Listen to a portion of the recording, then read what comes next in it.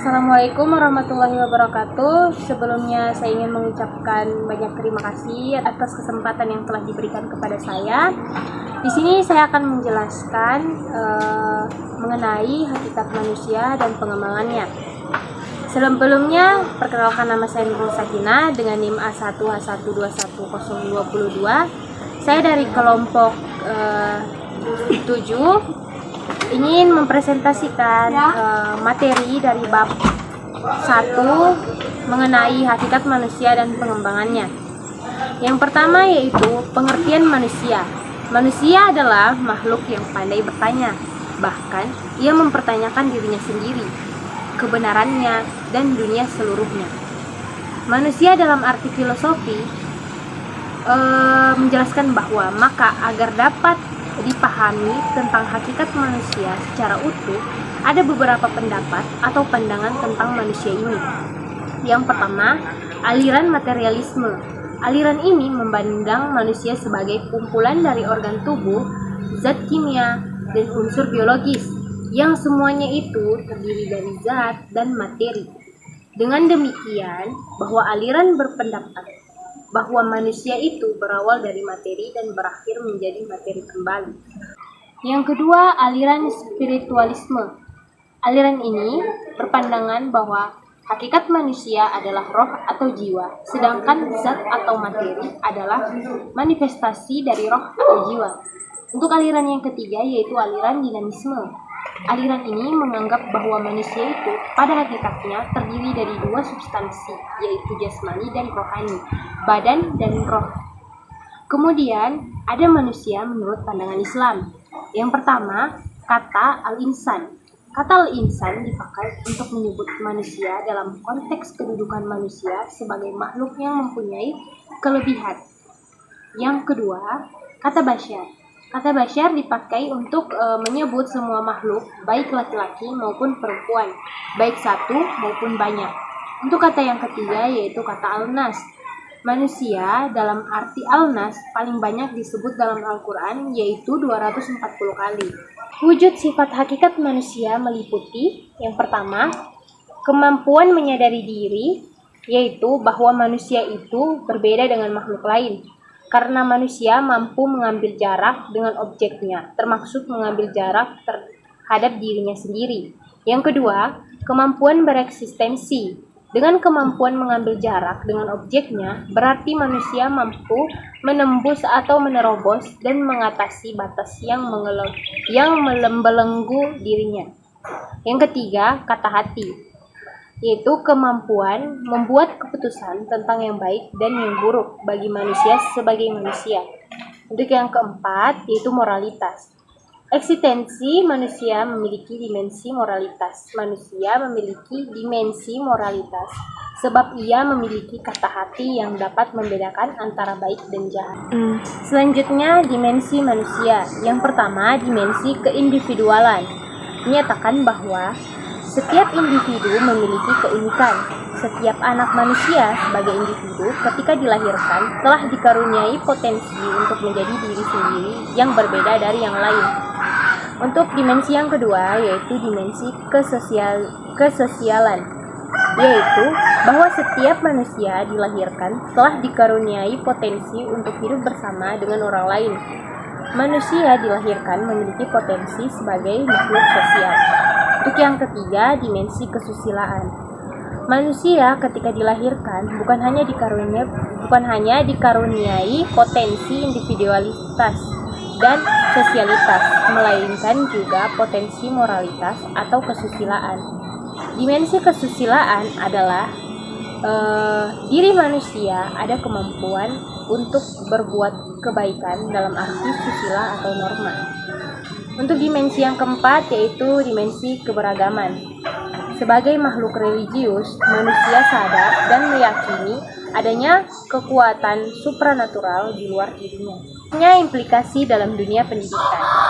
Pendidikan berperan dalam pemilihan manusia, yaitu kehancuran atau pengembangan kemanusiaan yang merusak atau membangun, yang mematikan atau memberi kehidupan, yang mencipta atau menghancurkan. Lewis mengutip Levi Strauss dalam buku Manusia adalah Misteri, bahwa tujuan terakhir ilmu-ilmu manusia bukan membentuk manusia, melainkan menghancurkannya. Jika pendidikan berorientasi pada persiapan masa depan dan bukan pada kemanusiaan manusia, maka pendidikan dapat menjauhkan manusia dari kemanusiaannya. Adapun peran pendidikan harus dikembalikan pada hakikatnya, yaitu bukan untuk mempersiapkan masa depan saja, tapi untuk membuat manusia dapat hidup dan melakukan tugas kemanusiaannya, yaitu menemukan, mengembangkan, dan menunjukkan kesempurnaannya sebagai manusia. Mungkin itu saja yang dapat saya sampaikan. Kurang dan lebihnya mohon dimaafkan. Sekian dan terima kasih. Wassalamualaikum warahmatullahi wabarakatuh. Halo, Assalamualaikum warahmatullahi wabarakatuh. Perkenalkan, nama saya Azlina dengan stambuk A1H1210004. Baiklah, pada kesempatan kali ini saya akan memaparkan mengenai materi bab 2, yakni pengertian dan unsur-unsur pendidikan. A. Pengertian pendidikan, di mana 1. Batasan tentang pendidikan. Pada bagian ini terdapat beberapa batasan pendidikan yang dibedakan berdasarkan fungsinya. A. Pendidikan sebagai proses transformasi budaya yang diartikan sebagai kegiatan pewarisan budaya dari satu generasi ke generasi yang lain. B. Pendidikan sebagai proses pembentukan pribadi diartikan sebagai suatu kegiatan yang sistematis dan sistematik terarah kepada terbentuknya kepribadian peserta didik. C. Pendidikan sebagai proses penyiapan warga negara diartikan sebagai suatu kegiatan yang terencana untuk membekali peserta didik agar menjadi warga negara yang baik. D. Pendidikan sebagai penyiapan tenaga kerja diartikan sebagai kegiatan membimbing peserta didik sehingga memiliki bekal dasar untuk bekerja. B. Unsur-unsur pendidikan. 1. Peserta didik, yang dimana ciri khas peserta didik yang perlu dipahami oleh pendidik yakni 1. Individu yang memiliki potensi fisik dan psikis yang khas sehingga merupakan insan yang unik. 2. Individu yang sedang berkembang. 3. Individu yang membutuhkan bimbingan individual. 4. Individu yang memiliki kemampuan untuk mandiri. 2. Pendidik ialah orang yang bertanggung jawab terhadap pelaksanaan pendidikan dengan sasaran peserta didik. Kesimpulan dari bab 2 yakni pendidikan merupakan wahana penting untuk membangun mahasiswa. Pada gilirannya, manusia hasil pendidikan itu menjadi sumber daya pembangunan. Karena itu, pendidik dalam melaksanakan tugasnya diharapkan tidak melakukan kesalahan-kesalahan mendidik, sebab kesalahan mendidik bisa berakibat fatal karena sasaran pendidikan adalah manusia. Sekian, terima kasih. Wassalamualaikum warahmatullahi wabarakatuh. Assalamualaikum warahmatullahi wabarakatuh. Perkenalkan, nama saya Naila Putri Cairil dengan NIM A1H1210018 dari Prodi Paus Fakultas Keguruan dan Ilmu Pendidikan Universitas Aluleo tahun 2021. Dalam kesempatan kali ini saya akan membahas tentang landasan dan asas-asas pendidikan serta penerapannya. Pendidikan adalah sesuatu yang universal dan berlangsung terus tanpa putus dari generasi ke generasi dimanapun di dunia ini. Dengan kata lain, pendidikan diselenggarakan berlandaskan filsafat hidup serta berlandaskan sosiokultural setiap masyarakat termasuk di Indonesia. Landasan-landasan pendidikan yaitu antara lain yang pertama landasan filosofis, merupakan landasan yang berkaitan dengan makna atau hakikat pendidikan yang berusaha menelaah masalah-masalah pokok.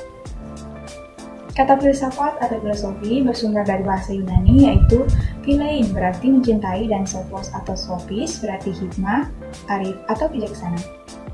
Wayan Ardana dan kawan-kawan mengemukakan bahwa aliran-aliran filsafat itu bukan hanya mempengaruhi pendidikan tetapi juga telah melahirkan aliran filsafat pendidikan seperti idealisme, realisme, perennialisme, esensialisme, pragmatisme dan progresivisme serta eksistensialisme.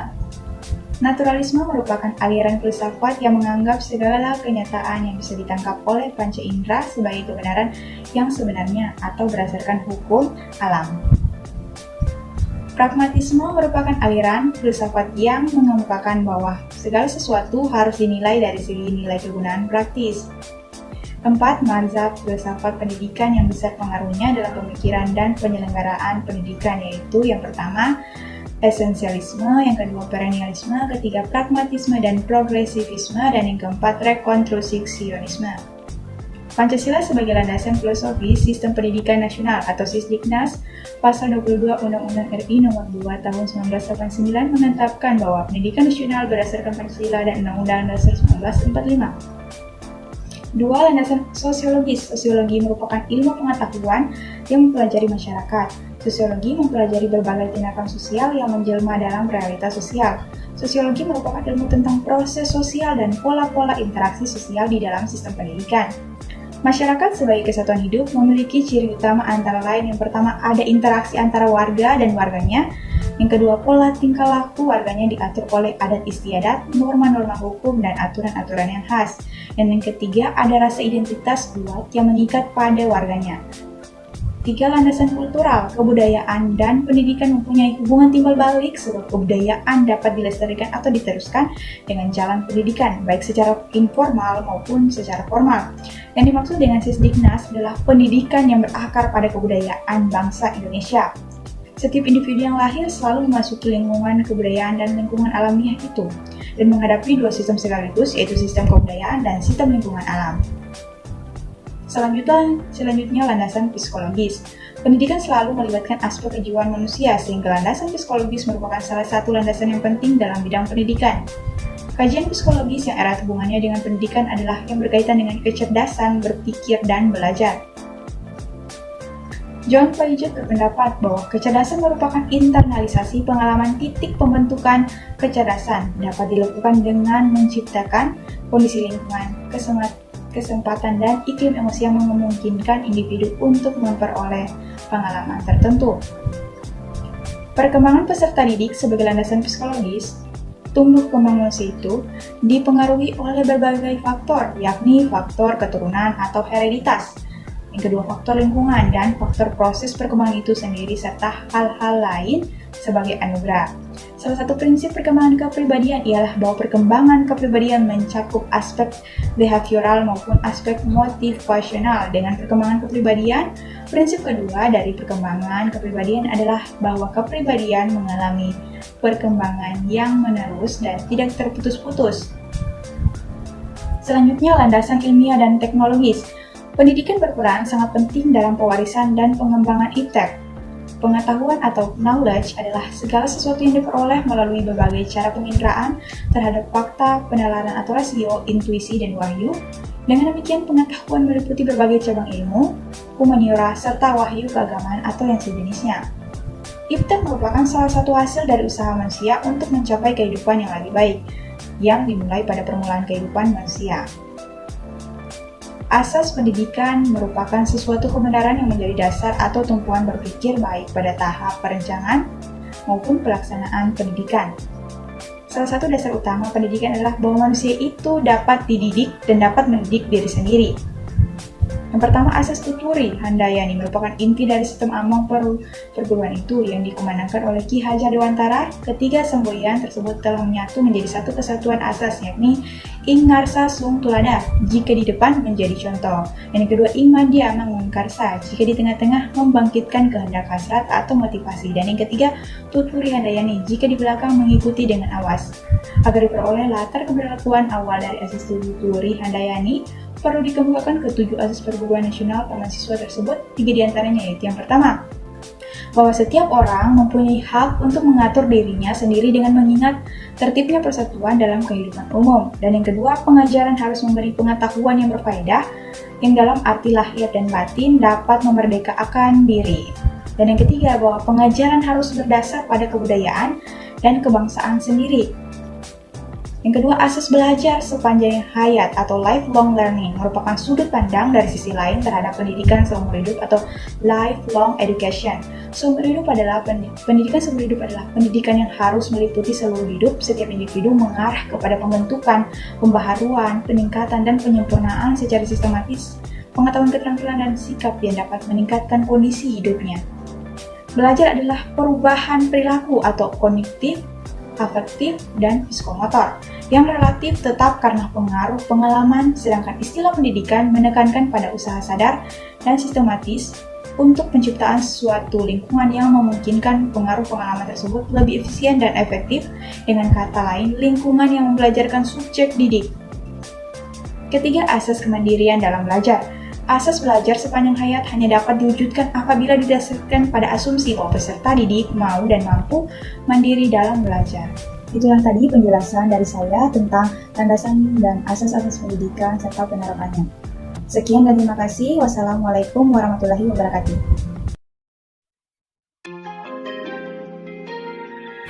Bismillahirrahmanirrahim. Assalamualaikum warahmatullahi wabarakatuh.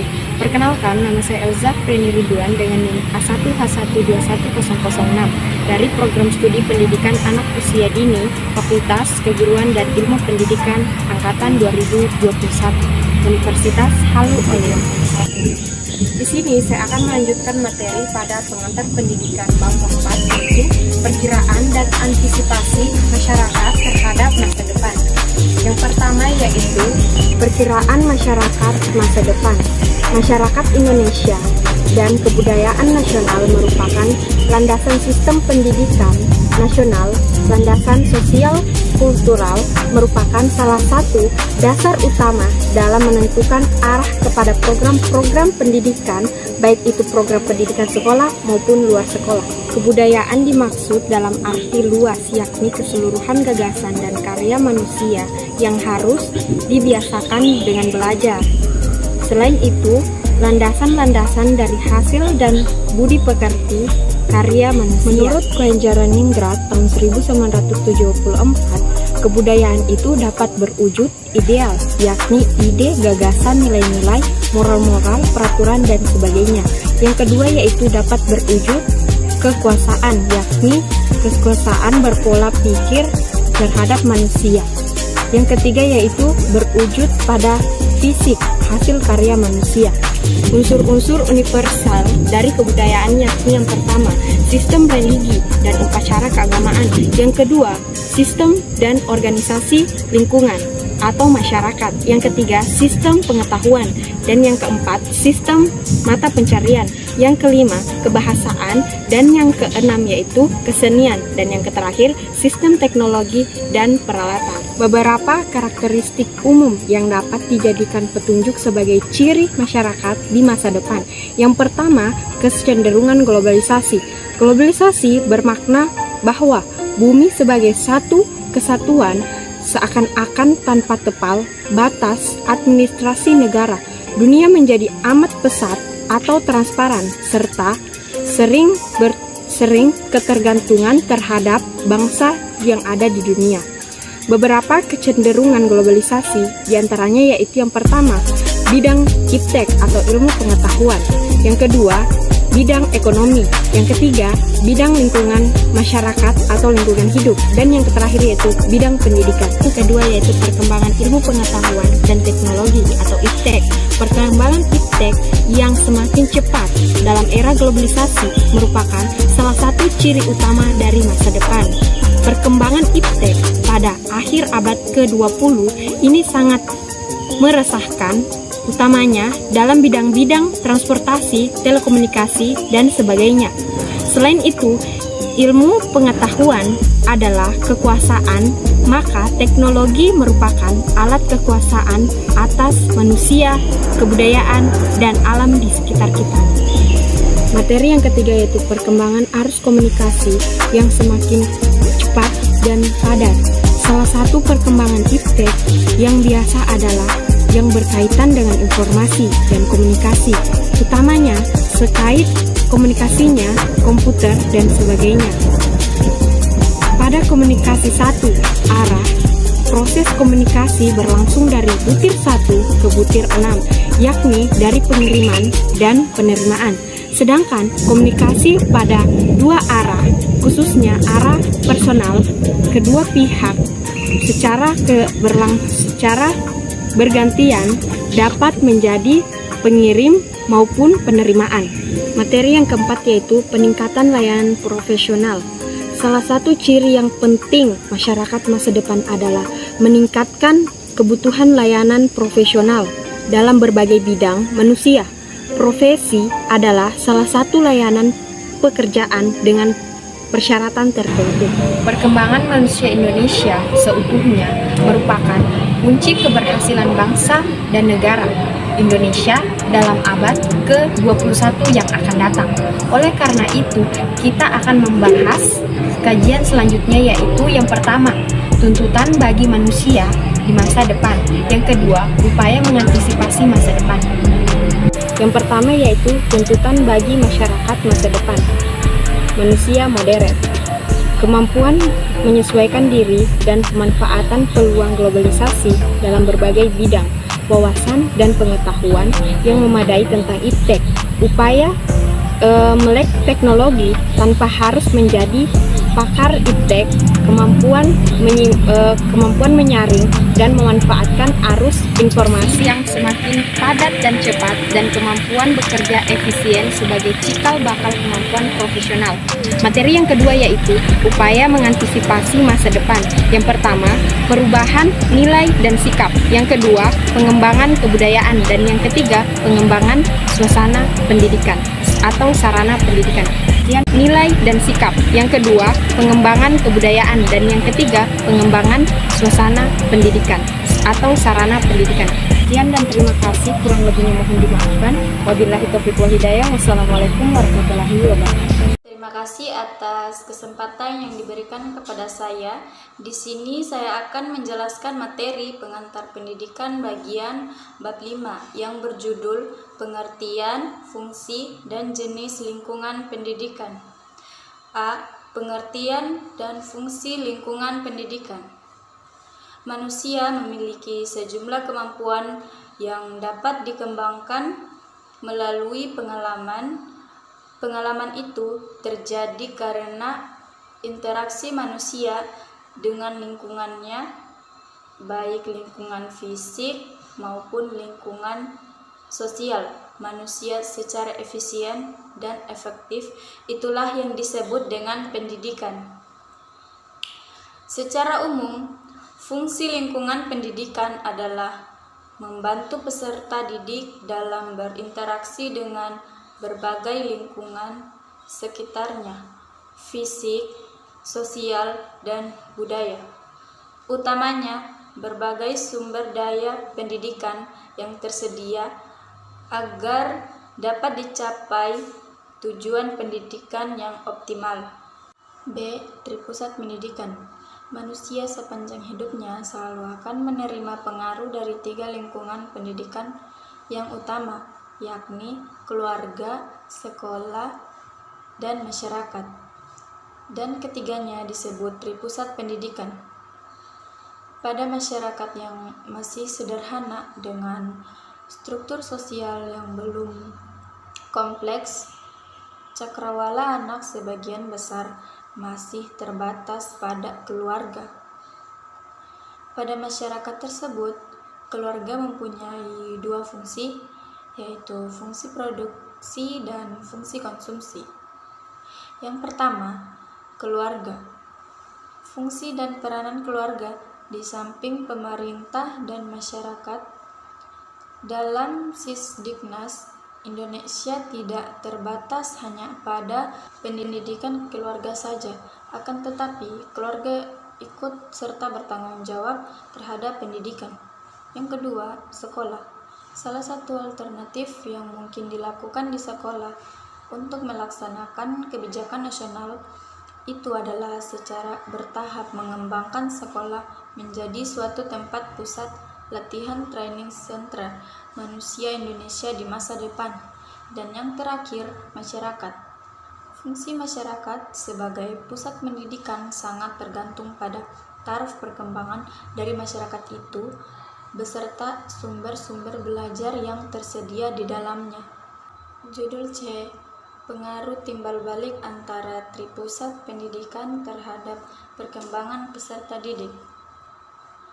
Perkembangan peserta didik, seperti juga tumbuh kembang anak pada umumnya, dipengaruhi oleh berbagai faktor yakni hereditas, lingkungan, proses perkembangan, dan anugerah.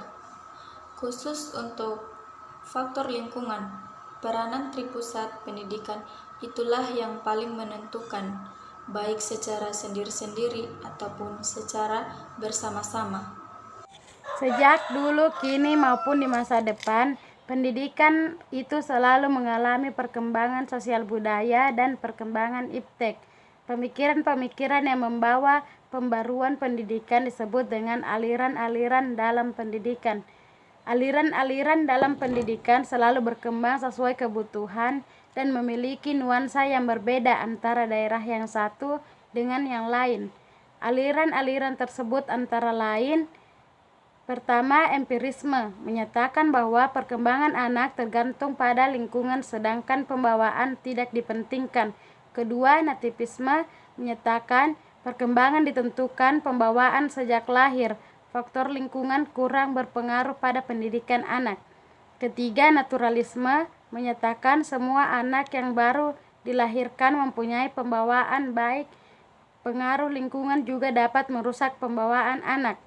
Keempat, konvergensi menyatakan bahwa proses perkembangan anak, baik faktor pembawaan maupun faktor lingkungan, sama-sama mempunyai peranan penting dalam perkembangan pendidikan seseorang.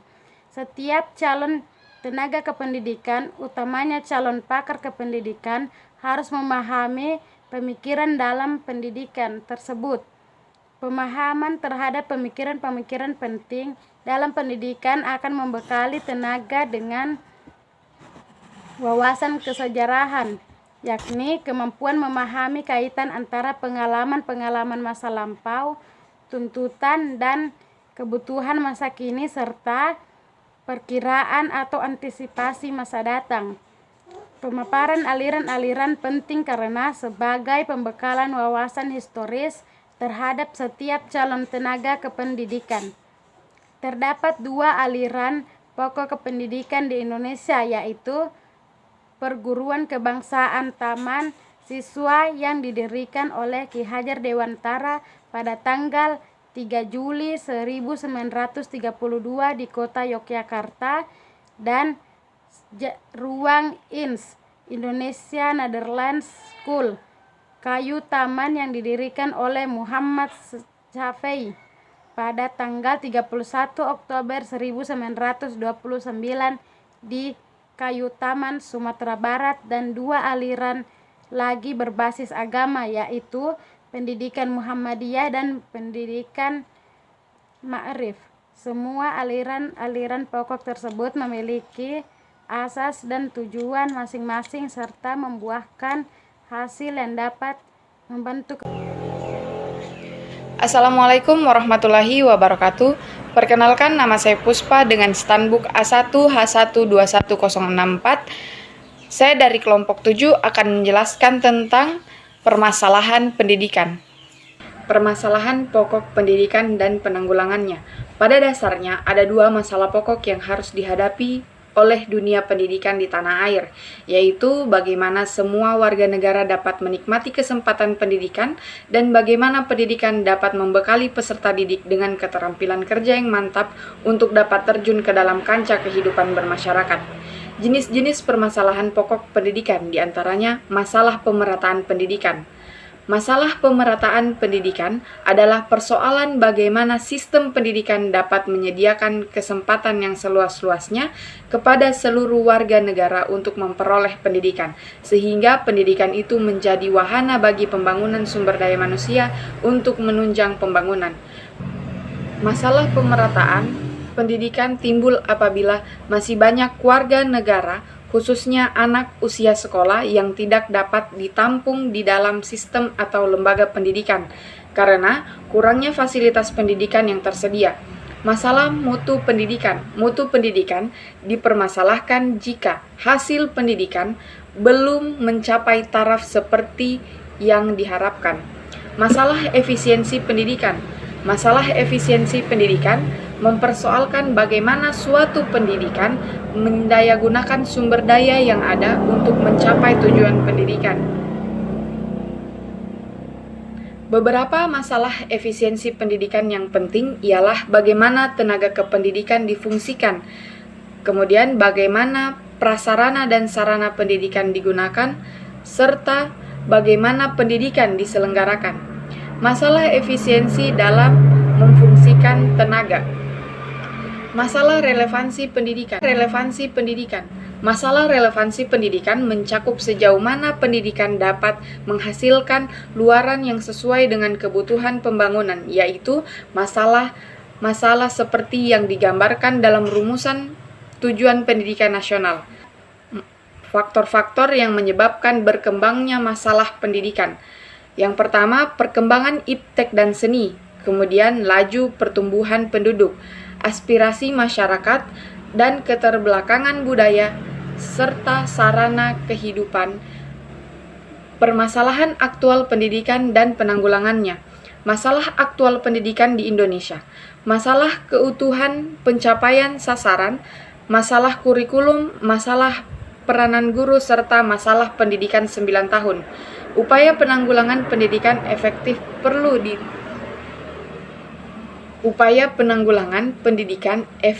perlu ditingkatkan secara terprogram dan tidak cukup berlangsung secara insidental. Pelaksanaan dan ekstrakurikuler dikerjakan dengan penuh kesungguhan dan hasilnya diperhitungkan dalam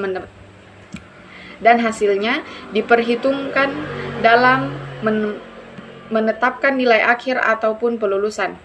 Pemilihan siswa atas kelompok yang akan melanjutkan belajar ke perguruan tinggi dengan yang akan terjun ke masyarakat merupakan hal yang prinsip karena pada dasarnya tidak semua siswa secara potensial mampu belajar di perguruan tinggi.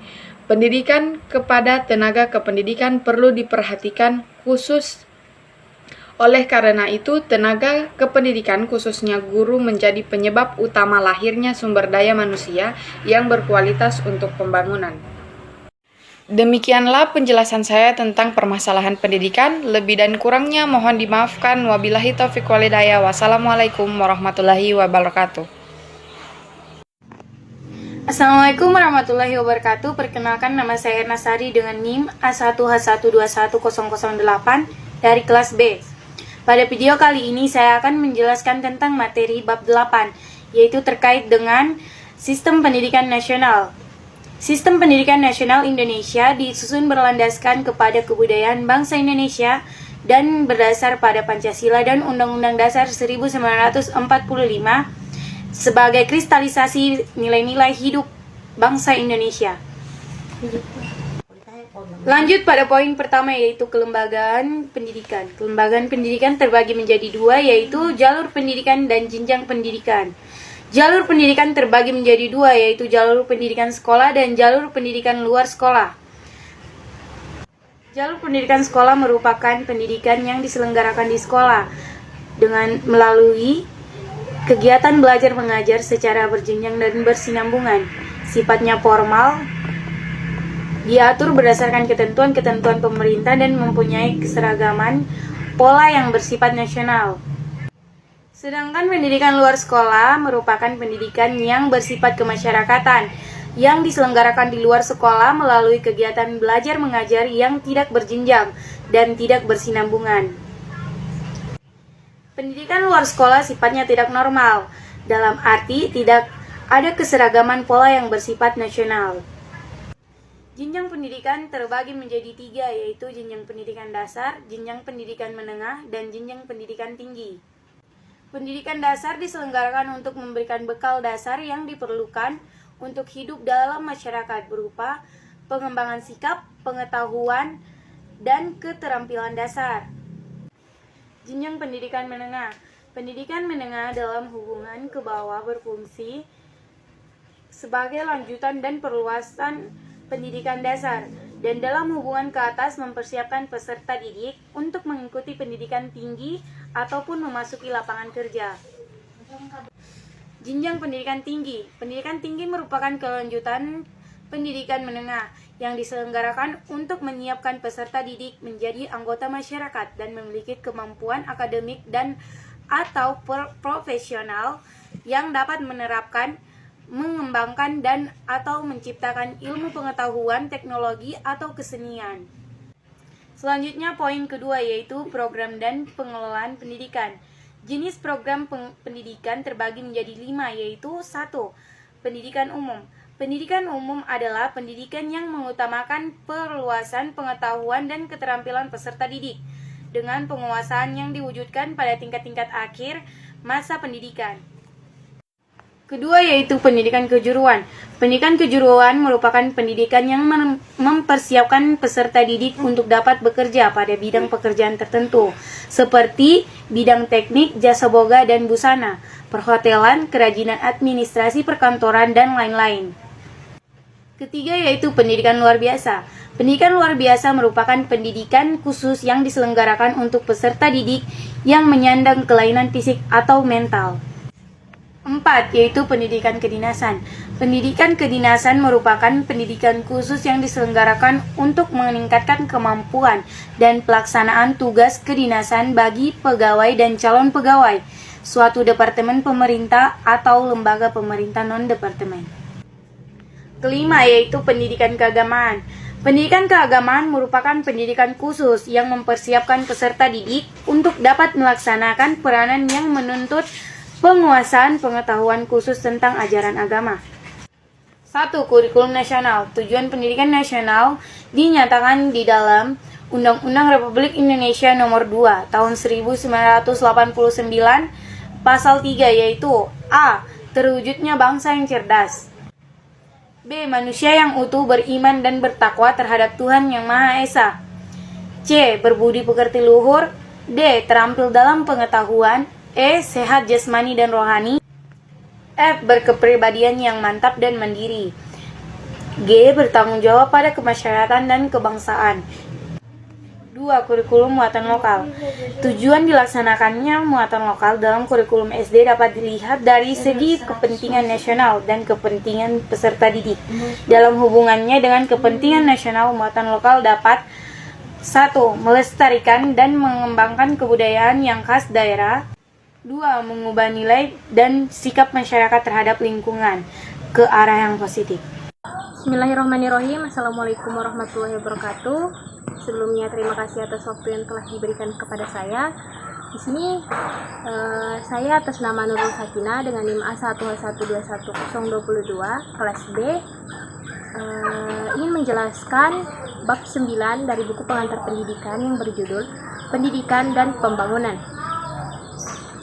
Teori pembangunan masa kini telah bergeser dari pembangunan material kepada pembangunan berorientasi manusia. Hal ini logis karena pada dasarnya pembangunan bermuara pada kepentingan manusia, yakni untuk mewujudkan manusia yang sejahtera, bahagia lahir dan batin. Untuk mencapai kesejahteraan, manusia harus mampu mengembangkan potensi dirinya yang dibawa sejak lahir dan mampu membangun alam sekitarnya untuk kepentingan manusia.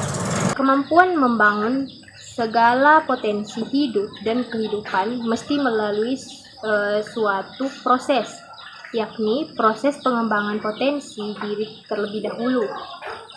Potensi pengembangan potensi manusia tersebut melalui serangkaian kegiatan yang disebut pendidikan. Pendidikan adalah kunci pengembangan diri manusia, yang mana kemampuan ini selanjutnya digunakan untuk mengekreasi kehidupan mereka. Paradigma baru tentang kemiskinan memandang bahwa kemiskinan bukan hanya diartikan sebagai kekuasaan dan konsumsi. Pendidikan yang diperlukan adalah pendidikan tanpa biaya. Mereka tidak mungkin belajar kalau mereka harus bayar di luar kemampuan ekonomi mereka. Selanjutnya, pendidikan dan beberapa dimensi pembangunan lainnya. Yang pertama, makhluk sosial, yang dimana artinya manusia tidak lepas dari keberadaan dan kontribusi orang lain. Yang kedua, pendidikan dan budaya. Budaya adalah hasil karya, rasa, pikiran, cipta, dan manusia. Dengan akal budinya, manusia mampu menciptakan, mengkreasi, memperbarui, memperbaiki, mengembangkan, dan meningkatkan sesuatu yang ada untuk kepentingan hidup manusia. Contohnya membangun rumah, membuat aneka makanan, menciptakan ragam pakaian. Untuk yang ketiga, pendidikan dan politik. Maksud dari politik pada paparan ini bukan partai politik, melainkan kebijakan atau keputusan pemerintah tentang segala hal yang menyangkut pembangunan seperti sosial, budaya, ekonomi, keamanan, iptek, dan lain sebagainya. Peran pendidikan di sini adalah bagaimana pendidikan bisa mengembangkan kesadaran masyarakat untuk berpartisipasi dalam pengambilan dan bagaimana pemerintah memberikan akses peluang secara leluasa pada masyarakat untuk ikut ambil bagian.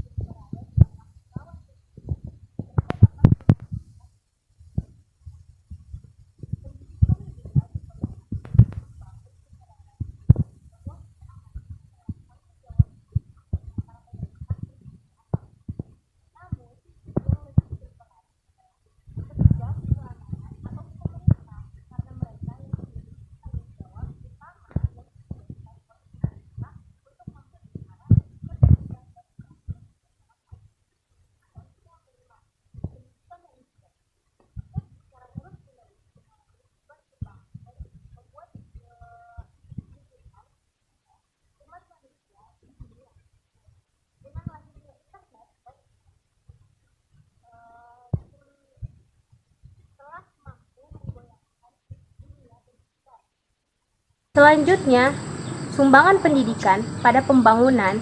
Pada langkah pertama, pendidikan menyiapkan manusia sebagai sumber daya pembangunan, kemudian manusia selaku sumber daya pembangunan membangun lingkungannya.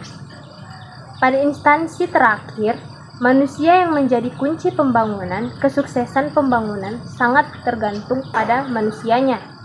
Pendidik memegang peranan penting karena merekalah yang menciptakan manusia, pencipta pembangunan. Pembangunan merupakan dua kata yang memiliki keterkaitan yang erat.